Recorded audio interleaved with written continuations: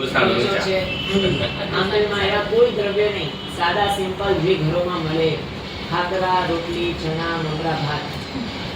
સાદા દ્રવ્યથી 108 આંબિલ કરવા, સાથે સાથે સાધ્વીજી ભગવાનની સેવા પણ કરવી.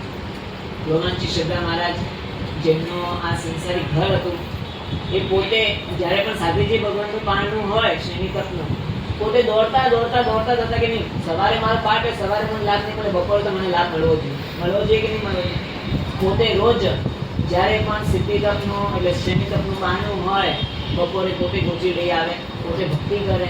એવી રીતે સુંદર મજાની એમને પણ ભક્તિ કરી, સાથે સાથે સાધ્વીજી પરમેશ્વરી માને છે, એમને પણ આ ચોમાસામાં એમની ભાવના હતી કે મારે સારો મોટો તપ કરવો છે, પરંતુ પરમેશ્વરી માને શું કર્યું, આપણે શનિ તપને તો ઘણી અનુમોદના કરી, હવે શનિ તપની અનુમોદના નથી કરી. શનિ તપ જેને કરાવે છે એની અનુમોદના કરી. કોની કરવાની છે? રોમાનજી શ્રદ્ધા મહારાજ સાહેબ અને પરમેશ્વરી શ્રદ્ધા મહારાજ, જેમને પોતે બે જણાએ મળીને સાધ્વીજી ભગવાનની બધી સેવા કરીને નિર્વિઘ્ન આ તપ પૂરું કર્યું છે. સાથે સાથે રોમાનજી શ્રદ્ધા મહારાજને 108 આંબેલ, આજ કેટલામાં આંબેલ છે? 107 આજે આંબેલ છે. કાલે છેલ્લો આંબેલ, પરમ દિવસે એમનું પણ સુંદર રીતે પારણું છે. એ નિમિત્તે